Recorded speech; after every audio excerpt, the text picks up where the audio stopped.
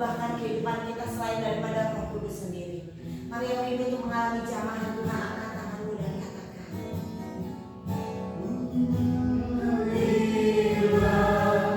kuasa Roh Kudus, Tuhan, mengalirlah di tempat ini, mengalirlah, oh Roh Kudus, pulihkan. Sekali lagi mengalirlah ya Roh Kudus, mengalirlah kuasa Roh Kudus. Engkau yang kami perlu ya Roh Kudus di hidup kami, di hidup kami. Mengalirlah ya Roh Kudus, pulihkanku.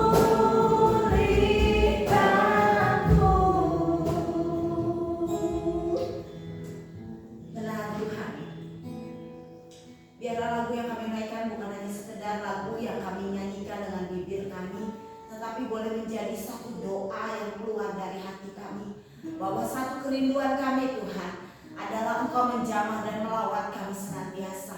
Hidup kami boleh terus dipimpin oleh Roh Kudus. Kami boleh dipenuhi dengan kuasa dan pengurapan daripada Tuhan.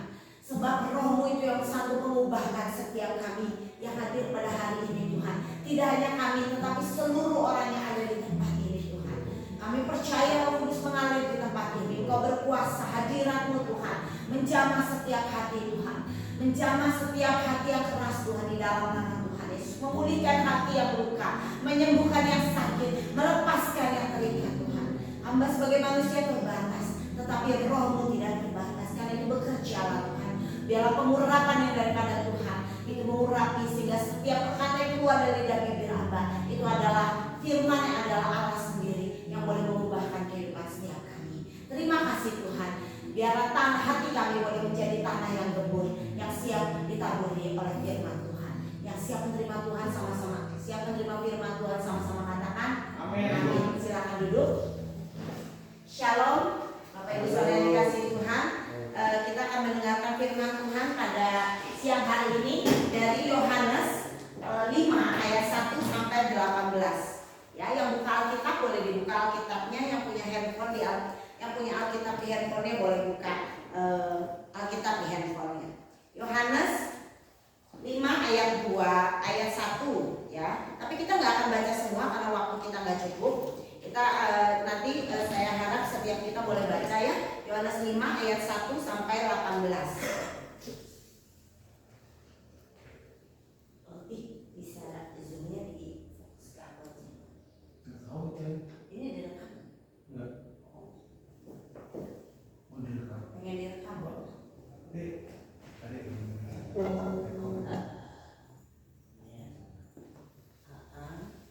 Recording tapi saya di mana aja?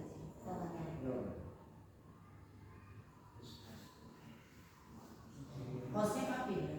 Nggak ada host.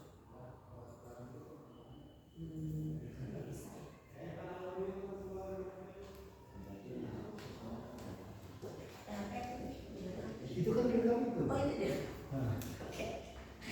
Oke ya, Yohanes 5 ayat 1 sampai 18. Judulnya maukah engkau sembuh, tapi kita nggak akan baca semua. Next. Oke. Yohanes 5 ayat 2 di sini saya tulis ya. Di Yerusalem dekat pintu gerbang domba ada sebuah kolam yang dalam bahasa Ibrani disebut Bethesda dan ada 5 serambinya ya. Lanjut.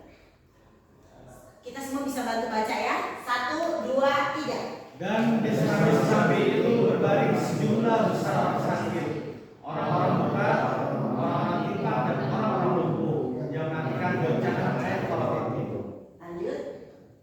Ketika Yesus melihat orang itu berbaring di situ, dan karena dia tahu bahwa ia telah lama dalam keadaan itu, berkatalah ia kepadanya, maukah engkau sembuh? Ya, sampai sini dulu. Ini adalah sebuah pertanyaan yang aneh, ya nggak aneh nggak? Kalau kita sakit terus ada yang nanya ke kita mau sembuh nggak?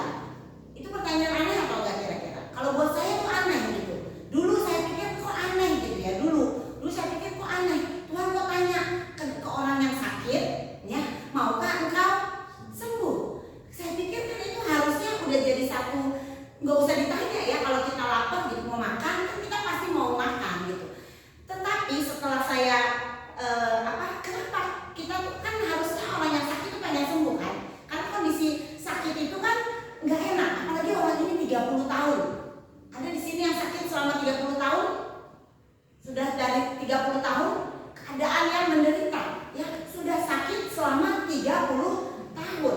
Jadi kondisi sakitnya harusnya, kondisi sakit itu kan nggak enak, ya kan? Kondisi sakit itu nggak enak. Secara badan kita pasti merasa tidak enak. Kita juga nggak bisa melakukan tugas pekerjaan kita dengan baik, ya. Sakit itu bisa banyak hal, gitu ya. Tidak hanya terus sakit itu bikin kita juga nggak cuma nyusahin diri sendiri, tetapi sakit itu juga bikin kita menyusahkan orang lain, ya. Jadi kondisi sakit itu bukan kondisi yang mengenakan. Jadi wajarnya harusnya orang kalau sakit pengen sembuh, ya. Di ayat tadi kita lihat ya kondisinya, ada orang yang buta, ada orang yang timpang, ada orang yang lumpuh. Nah kita gini, saya mah sehat. Tapi hari ini kita mau renungkan. Kadang-kadang kita pikir kita sehat, tetapi pada dasarnya mungkin kita dalam keadaan sakit. Mungkin kita buta secara rohani, ya, buta secara rohani. Kita nggak bisa lihat kebaikan Tuhan. Makanya bibir kita isinya keluhan. Itu juga sakit loh, ya. Kita buta, nggak bisa melihat kemuliaan Tuhan, sehingga kita khawatir, kita takut ngadepin masa depan. Kita nggak bisa lihat Tuhan yang besar. Mungkin kita nggak buta secara fisik, tapi bisa saja kita buta secara rohani, ya, atau timpang, ya, ada ketidakseimbangan di tubuh atau ada cacat tubuh gitu. Mungkin kita juga seperti itu. Kadang-kadang kita perlu cek diri kita. Jangan sampai kita pikir kita sehat, tapi ternyata mungkin kita sakit, kita timpang, kita tidak berfungsi sebagaimana maksimal yang Tuhan ingin kita kerjakan. Ya, kita nggak maksimal dalam fungsi kita terbatas, gitu. Atau kita lumpuh, kita tidak melakukan apa yang seharusnya bisa kita lakukan. Kita lumpuh secara rohani. Ya. Banyak orang, gitu, kelihatannya mungkin kita sehat. Hari ini, coba, apakah kita mengalami hal itu? Ya, nah, cuman itu tadi pertanyaan tadi itu lucu buat saya. Ada kenyataannya. Orang kalau sakit tuh pengennya sembuh. Tetapi ternyata setelah saya beranjak dewasa, ya udah sekarang nih, saya baru ngerti bahwa ternyata banyak orang yang nggak pengen sembuh. Di sini termasuk orang yang pengen sembuh atau pengen sakit, pengen sembuh, ya. Tetapi di luar sana banyak orang yang pengennya tetap sakit. Kenapa? Karena ada orang-orang yang senang dengan keadaannya yang tadi, ya, tergantung sama orang lain, jadi beban buat orang lain, tidak mau sembuh, gitu ya, untuk dimanfaatkan penderitaan. Banyak orang kan gitu ya, penderitaannya dimanfaatkan untuk belas kasihan orang lain, berdoa di media sosial misalnya, ya, atau ya gitulah, ya, minta kasihan orang, minta belas kasihan orang, mengemis. Penderitaannya dipakai untuk mengemis atau dijadikan alasan untuk menutupi kemalasan. Coba colek dulu kiri kanannya, bilang sembuh ya, sembuh ya. Jangan mau tersakit supaya kita tidak jadi beban orang. Hari ini Tuhan Yesus tanya pertanyaan yang sama ke Bapak Ibu Saudara dan saya, mau sembuh nggak? Ya, kenapa? Karena Tuhan nggak bisa sembuhkan orang yang nggak mau sembuh. Tuhan bisa lakukan segala sesuatu. Bisa nggak ciptain langit bumi? Bisa. Tapi Tuhan nggak bisa tolong orang yang nggak mau ditolong. Tuhan nggak bisa sembuhkan orang yang nggak mau sembuh. Ya.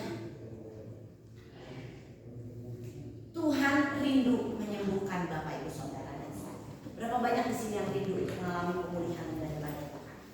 Angkat tangan. Amin. Nah, sekarang kita mau belajar untuk mengalami kesembuhan. Kesembuhan ini juga bicara pemulihan. Pemulihan bukan hanya kita pribadi, mungkin keluarga, ya. Mungkin masalah kita mengalami sakit dengan sakit hubungan, gitu. Kita mengalami masalah dengan hubungan dengan sesama, dengan orang tua, mungkin dengan suami, mungkin dengan istri, mungkin dengan anak, mungkin dengan saudara kita. Kalau kita mau mengalami kesembuhan, kita mau mengalami pemulihan, hari ini kita mau belajar sama-sama bagaimana caranya supaya kita mengalami pemulihan yang seutuhnya, sama seperti orang yang lumpuh 30 tahun tadi, ya. Tadi di ayat yang kedua di atas tadi, ya, itu disebutkan mereka lagi ada di mana? Di kolam Bethesda. dalam bahasa aslinya itu berarti rumah belas kasihan. Rumah belas kasihan. Ya, jadi kolam itu isinya orang-orang yang sakit, datang dari jauh mengharapkan kesembuhan di situ. Karena apa? Itu adalah rumah belas kasihan. Kita kalau mau mengalami kesembuhan, untuk mengalami kesembuhan, mengalami pemulihan, entah kesehatan, keluarga, hubungan, keuangan, atau apapun juga dalam hidup kita, yang pertama kita harus datang sama Tuhan, ya, alami kesembuhan. Faktor utama untuk kita mengalami pemulihan itu belas kasih Tuhan, belas kasihan, ya, bukan karena kita layak, tapi karena Tuhan mau. Bukan karena kita layak loh. Kita mau udah berdosa. Layaknya sih sebenarnya kita terima segala kutuk, sakit, penyakit, masalah, dan kesusahan. Itu mah udah layaknya harus kita terima. Tetapi karena belas kasihan Tuhan, Tuhan rindu untuk memulihkan kita. Kenapa Tuhan Yesus tanya ke orang yang sakit itu, maukah engkau sembuh? Kita harus datang sama Tuhan, minta. Datang itu menunjukkan kerendahan hati kita, ya, buang kesombongan kita dan akui kalau kita memerlukan Tuhan. Gak bisa pakai kekuatan kita sendiri. Saya seringkali mengalami dalam kehidupan ketika kita lagi dalam keadaan yang terperosok, yang banget gitu ya, hancur sekali, gak ada satupun yang bisa tolong. Satu-satunya yang bisa lutut, berlutut. Saya cuma bisa doa, cuma bisa nangis, cuma bisa bilang Tuhan tolong. Saya nggak tahu mau minta tolong sama siapa. Kan ada lagu ya, tinggal sertaku kawan yang kudus, lah hampir malam jangan jalan terus. Itu kan lagu yang minta belas kasihan gitu. Lain pertolongan tiada ku temu, Maha penolong tinggal sertaku. Karena saya cuma bisa nyanyi, karena udah nggak tahu lagi mau ngomong apa, cuma nyanyi itu aja diulang-ulang. Minta belas kasihan Tuhan. Waktu kita datang berlutut, ya, waktu kita hancur hati, Tuhan akan pulihkan pasti. Amin. Tapi kalau kita masih ngejago, enggak, gua nggak sakit, gua nggak perlu pertolongan, gua nggak perlu Tuhan, kita nggak akan pernah lihat kemuliaan Tuhan. Orang-orang yang lihat kemuliaan Tuhan tuh orang-orang yang pakai lutut, yang hancur hatinya, hancur sombongnya, hancur pride-nya. Makanya kadang-kadang saya lihat gitu ya, orang diizinkan Tuhan untuk dibentuk berkali-kali gitu. Tahu bejana? Bejana itu kan dibentuknya kan gitu, jelek dihancurin lagi, dibentuk lagi ya, dihancurin lagi. Sakit nggak sih? Sakit kan? Makanya biar jangan bolak-balik dihancurin, nurut aja gitu. Cepet aja hancurnya gitu, supaya Tuhan bisa bentuknya lebih indah. Amin. Lanjut.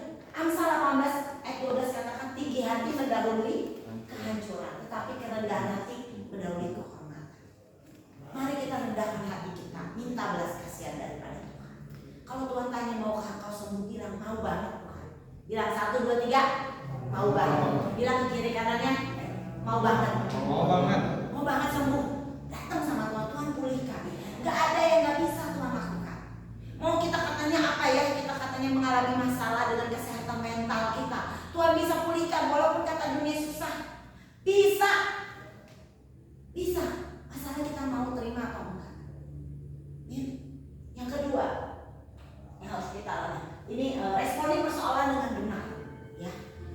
Kita mau jadi telur atau kita mau jadi wortel. Telur itu kalau direbus jadinya keras. Wortel kalau direbus jadinya lembut. Kita mau jadi pahit atau mau jadi bitter. Bitter tuh pahit, bitter jadi versi yang lebih baik dari kita kemarin. Untuk merespon dengan benar kita harus bangun mesbah, itu tadi lutut. Bangun hubungan pribadi. Mesbah tuh bicara apa sih? Mesbah tuh bicara ekspresi tahu diri. Waktu kita nyanyi, kita nyembah Tuhan. Orang yang nyembah Tuhan itu bukan orang yang gaya-gayaan. Penyembah itu adalah orang-orang yang tahu siapa dia di hadapan Tuhan. Bahwa dia itu sebenarnya bukan siapa-siapa. Saya bukan siapa-siapa. Kita semua di tempat ini bukan siapa-siapa. Kita harus punya ekspresi tahu diri. Waktu makanya kalau pemimpin pujian nyuruh angkat tangan, itu nunjukin apa? Bahwa kita mau rendah hati, ngakuin kebesaran tuh Tuhan. Penyembah itu bicara ekspresi tahu diri. Ya itu yang pertama. Minta belas kasihan Tuhan, rendahkan hati, remuk hati, pakai lutut kita. Yang kedua, kita lihat di ayat yang Yohanes 5 ayat 7 saya sudah tulis. Ketika waktu ditanya, jawab orang sakit itu kepadanya, Tuhan, tidak ada orang yang menurunkan aku ke dalam kolam itu apabila airnya mulai goncang. Dan sementara aku menuju ke kolam itu, orang lain sudah turun duluan mendahului aku. Stop playing victim. Tahu nggak arti playing victim? Nyalain apa? Ngasihani diri sendiri. Berhenti mengasihani diri sendiri, berhenti nyalain orang lain. Orang yang sakit ini punya pola pikirnya salah. Jadi 30 tahun dia cuma sibuk pahit gitu. Gak ada yang nolong. Gak ada yang nolong. Kita mungkin beda. Gak ada yang peduli sama saya. Gak ada yang mau ngertiin perasaan saya. Gak ada yang mau care sama saya. Saya susah sendiri gitu. Jadi kita nyalain orang lain, dan kita juga menjadikan diri kita tuh kayak korban. Ya mari tinggalkan mental jadi korban. Mari kita tinggalkan gitu ya, mengasihani diri sendiri. Sebaliknya apa yang harus kita lakukan? Ya, sebaliknya kita harus bertobat. Hari kita udah minta belas kasihan Tuhan. Kita berhenti nyalain orang lain. Hari ini kalau Tuhan ingatkan, minggu lalu kita udah diajar tentang kepahitan. Hari ini kalau masih kita terus sampai kita benar-benar bisa mengampuni, memang gak gampang. Saya juga kadang-kadang masih proses ya. Ketika orang melukai sangat dalam, luka sangat dalam, kayak apa butiran debu gitu ya. Aku terjatuh dan tak bisa bangkit lagi. Kadang-kadang memang sakitnya minta ampun, sehingga kalau luka makin dalam itu biasanya penyembuhannya cepat atau lama. Lama kan? Kalau kita misalnya ke robek gitu ya sampai 10 jahitan, sama kita kena silet dikit, kira-kira sembuhnya cepetan mana? Yang kena silet. Ya mungkin kita lukanya dalam, mungkin kita butuh waktu, tapi nggak apa-apa, proses terus. Lepaskan pengampunan. Kenapa? Karena Markus 11 ayat 25 mengatakan, jika kamu berdiri untuk berdoa, ampunilah dahulu sekiranya ada barang sesuatu dalam hatimu terhadap seseorang, supaya juga Bapamu yang di surga mengampuni kesalahanmu. Di bawah dikatakan, kalau kamu tidak mengampuni, di ayat bawahnya, kalau kamu tidak mengampuni, maka Bapamu di surga juga tidak akan mengampuni. Artinya apa? Walaupun kita hancur hati, kita pakai lutut, kita berdoa, kita nangis, kita minta Tuhan tolong kita, kalau kita tidak juga belajar untuk mengampuni orang lain, kita terus nyalain orang lain, atau nyalain diri sendiri, atau bahkan nyalain Tuhan, Tuhan gak bisa jawab. Kenapa? Karena telinganya gak bisa dengar. Makanya Tuhan bilang sebelum doa, ampuni dulu. Jadi kalau kita mau doa, kita diingetin sama Tuhan, lepasin. Walaupun masih rasa sakit, ya Tuhan, aku mau mengampuni, aku mau mengampuni, aku mau mengampuni. Supaya apa? Supaya doa kita dijawab Tuhan. Kita mengalami pemulihan seutuhnya. Amin. Colek dulu kiri kanannya lagi bilang, yuk lepaskan pengampunan. Lepaskan pengampunan. Pak Krisna colek kau aja, lepaskan pengampunan. Ya, amin. Amin. Yang ketiga, terima dengan iman. Ya, yang ketiga di situ Tuhan katakan apa? Kata Yesus, jadi sama Tuhan Yesus dicuekin tuh. Dia rasa mengasihani diri sendiri karena gak penting. Karena itu hanya menghalangi berkat, itu hanya menghalangi doa, jawaban doa. Tapi yang Tuhan Yesus katakan apa? Bangun, angkat tilam dan berjalan. Ya, yang ketiga terima dengan iman. Udah sembuh belum? Waktu Tuhan Yesus ngomong gitu, belum. Tapi dia mau terima dengan iman. Dan ketika dia terima dengan iman, dia sembuh. Seketika itu juga dia sembuh, dan seketika itu juga dia bangun dan dia mengangkat tirannya. Ya, orang itu disuruh bangun dan jalan. Sungguh perintah yang aneh yang diberikan kepada orang yang sakit, yang sudah lama lumpuh. Ya nggak sih, kalau orang lumpuh kan kita malah hati-hati. Ini enggak, Tuhan bilang apa? Bangun, angkat tilammu dan jalan. Perintah kepada orang itu untuk bertindak sendiri. Ia harus bangun dan berjalan. Artinya kita harus belajar berusaha melakukan dalam usaha itu. Dan ketika kita mau melakukan, ketika kita punya komitmen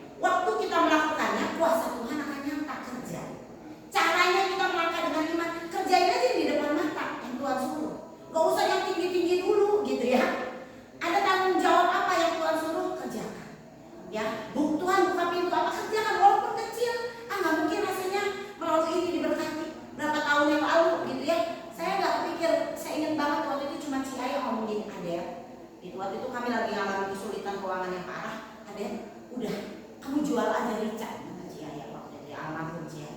Masa sih Ci? Saya udah share loh itu resep kemana-mana. Orang mau udah bisa bikin, gampang. Gak apa-apa jual aja. Kecil, tapi ternyata melalui hal itu Tuhan bisa berkati. Waktu itu saya bisa bayar kebutuhan-kebutuhan rumah lewat jualan Rica. Hal kecil, ngelangkah aja gitu. Kayaknya nggak mungkin gitu, ngelangkah aja. Ya, ngelangkah aja dulu. Nanti ketika kita lakukan dengan setia, Tuhan akan tambah-tambahkan. Waktu kita lakukan lagi dengan setia, Tuhan akan tambah-tambahkan. Jangan juga di awal-awal karena mujizat gitu ya. Oh pengennya langsung dipakai Tuhannya kayak gimana gitu. Ya, Mahes ya, kerjain dulu yang di depan mata. Ketika kita setia pada perkara kecil, Tuhan akan percayakan perkara-perkara yang besar. Kerjain aja program di sini, ikutin. Ya, buat klien di sini, ikutin. Kerjain aja. Kalian akan lihat kok. Ketika setia ngerjain ya, benar-benar hancur hati, mau melepaskan pengampunan, beresin hati nih ya. Hati-hati yang sampah-sampah tadi udah dikeluarin, berhenti playing victim. Ketiga, kita setia ngerjain firman Tuhan. Terima dengan iman itu kan gitu. Sama kayak Musa waktu ngebelah laut. Tuhan suruh apa? Ya injakan kaki aja dulu. Baru ketika menginjakan kaki, lautnya terbelah. Bukan terbelah dulu baru berjalan. Jalan aja dulu baru laut kerjain aja dulu, gak usah takut, gak usah malu. Amin. Bilang lagi ke kiri kanan, jangan ngantuk yuk. Kerjain aja. Belajar, diajarin masak belajar. Kita nggak tahu. Ya beres ya. Siapa tahu nanti punya restoran yang besar. Amin. Amin. Kerjain aja, setia aja. Ya terima dengan iman itu ya. Nah, taat akan firman Tuhan itu bukti iman. Masa sih Tuhan? Taat aja sama firman. Kalau Tuhan suruh ampuni, Tuhan suruh beri, ya. Tuhan suruh kerjain. Tuhan suruh stop mulutnya nih untuk nggak ngomong-ngomong hal yang buruk tentang orang lain, kerjain. Walaupun pahit, rasanya kesel. Ya, istri gitu ya, tunduk sama suami ya tunduk. Walaupun kadang-kadang suami kasih istri walaupun bawel, gitu ya. Nanti Tuhan pasti akan tolong. Anak taat sama orang tua, hormat sama orang tua. Ada janji firman Tuhan loh. Bahagia dan umur panjang. Itu tuh janji. Saya tuh dulu makanya saya ke bapak sama bapak saya gitu, walaupun kayak gitu. Kalau mama saya mah angel banget lah. Tapi kalau untuk ke bapak waktu itu dulu pergumulan, untuk saya tetap hormat sama papa saya. Tapi saya lakukan. Kenapa? Karena janji firman Tuhan ada. Bahagia dan panjang umur. Panjang umur kalau nggak bahagia enak gitu? Kagak enak.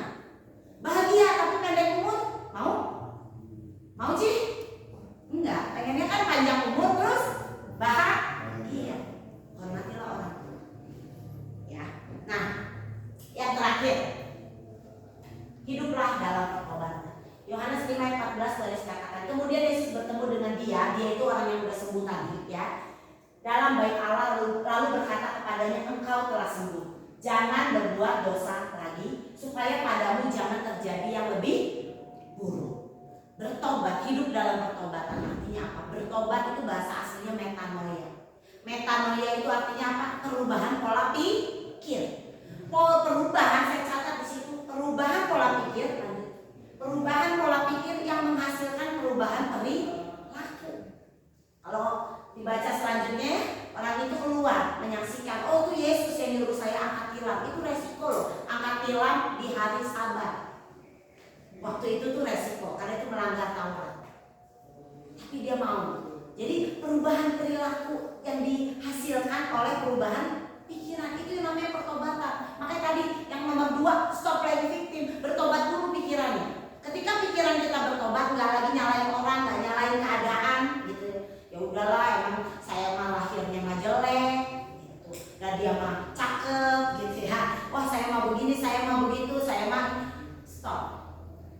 Ukuran sukses orang Kristen bukan jadi sultan, bukan jadi seleb.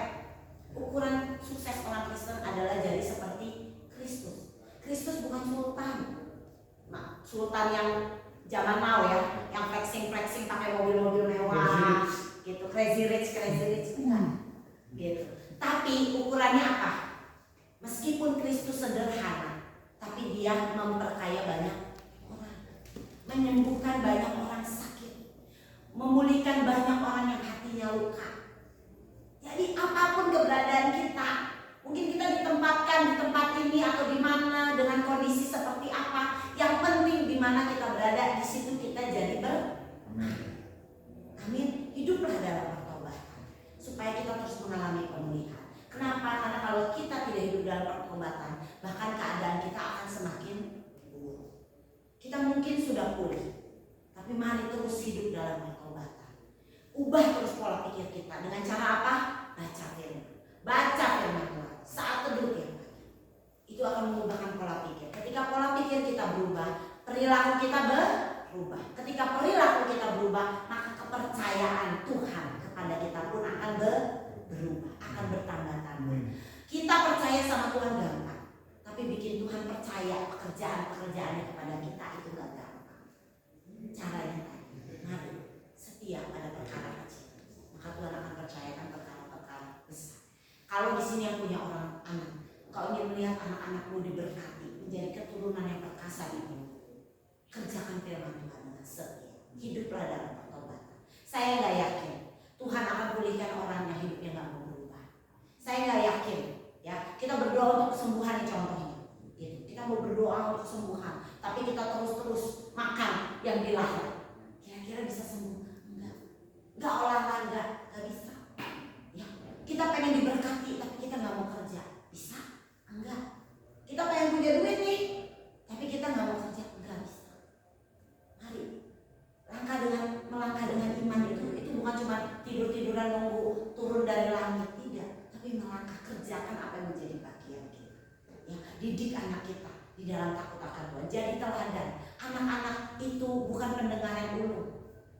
Ya, anak tuh nggak bisa dengerin orang tua dengan baik, tapi mereka telah peniru yang ulung. Mereka contoh apa yang kita lakukan. Iman kita pasti akan dicontoh mereka. Kalau kita memiliki anak yang ada di sini ya. Kalau kau ingin memenangkan orang tuamu, menangkan orang tuamu dengan teladan. Kalau kita ingin memenangkan pasangan kita, menangkan dengan teladan. Saya mau menangkan ayah saya itu dengan apa? Bukan karena saya kaya, enggak ternyata, tapi karena teladan. Saya mau melayani dia, mengasihi dia, doain dia, dengerin dia, sampai akhirnya pada satu kesempatan Tuhan izinkan saya pimpin dia doa untuk terima Yesus. Ya, dia bahkan mau tuh waktu kita suruh mana pak cincin yang ada isinya, apa baca-baca semua jimat-jimatnya dia berhalanya. Ada keras, tapi nggak ada yang mustahil bagi orang yang percaya. Hari ini kalau kita mau sembuh, maukah kita sembuh? Firman Tuhan tadi sudah ajarkan. Minta belas kasih Tuhan. Tanggalkan sombong kita, tanggalkan tinggi hati kita, hancur hati di hadapan Tuhan. Stop playing victim, berhenti menyalahkan keadaan, menyalahkan diri kita, menyalahkan orang lain. Ketiga, terima dengan iman. Melangkahlah dengan iman, kerjakan firman Tuhan dengan setia. Keempat, mari terus hidup dalam pertobatan, perubahan pola pikir yang menghasilkan perubahan perilaku. Tuhan Yesus memberkati. Mari kita naikkan satu pujian tadi, bagaikan tadi. Biar ini boleh menjadi satu doa bagi setiap kita. Mari saya undang setiap kita bangkit berdiri. Firman Tuhan dikatakan untuk kita yang ayat terakhir. Firman Tuhan berkata di 2 Tawarik 7 ayat 14. Dan umatku yang atasnya namaku disebut merendahkan diri, berdoa, mencari wajahku, dan berbalik dari jalan-jalan yang jahat, maka aku akan mendengar dari sorga, mengampuni dosa mereka, dan memulihkan negeri mereka. Ini firman Tuhan, rangkuman dari kisah yang tadi. Mari kita sama-sama merendahkan diri kita. Kita doa, kita cari Tuhan, kita mau hidup dalam pertobatan. Janji firman Tuhan, Dia akan mendengar doa kita dari sorga. Dia akan mengampuni dosa kita, dan Dia akan memulihkan keadaan kita. Amin. Mari kita naikkan pujian ini. Bagaikan tangan.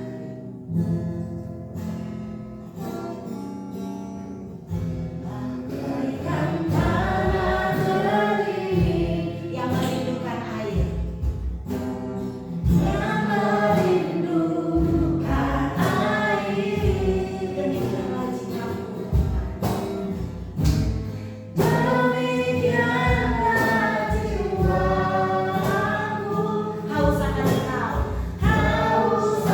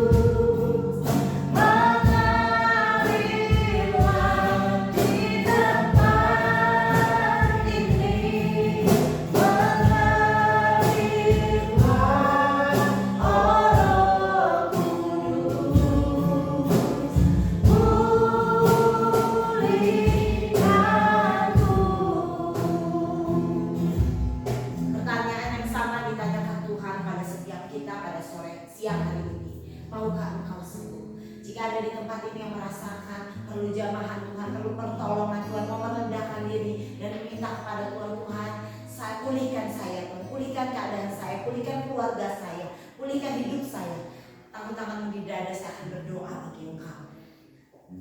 Bapak mau berdoa Tuhan, bagi tangan-tangan yang menaruh tangannya di dada Tuhan.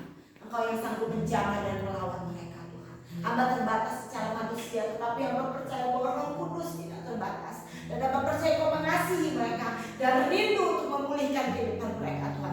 Engkau mati Tuhan, menyerahkan nyawamu Tuhan bagi setiap kami Tuhan. Kalau yang paling berharga dari dirimu saja Tuhan berikan, bagaimana mungkin Engkau tidak mengaruniakan segala sesuatu yang kami perlu, kesembuhan yang kami perlu, pemulihan yang kami perlu. Hari itu hamba berdoa Tuhan jamah, Tuhan lawat, pulihkan hidup mereka Tuhan, pulihkan, terutama pulihkan hubungan mereka dengan Engkau Tuhan. Sebab itu kunci segala sesuatunya Tuhan. Ketika kami memiliki satu relationship, satu hubungan yang baik dengan Tuhan, yang erat dengan Tuhan, maka kami percaya kami akan melihat kemuliaan Tuhan dinyatakan dalam kehidupan setiap kami. Terima kasih Tuhan, terima kasih. Katakan di dalam nama Tuhan Yesus, saat ini sebagai hamba Tuhan, katakan dengan otoritas yang daripada Tuhan, Engkau sudah sembuh. Amin, amin Tuhan, amin. Terima kasih Tuhan, terima kasih. Kami percaya kami sudah sembuh, kami sudah pulih, kami mengalami pertolongan Tuhan, kami mengalami jamah dan mujizat Tuhan. Terima kasih Bapak. Dalam nama Yesus kami berdoa. Yang siap untuk yang merasa dan percaya sudah menerima kesembuhan, pemulihan daripada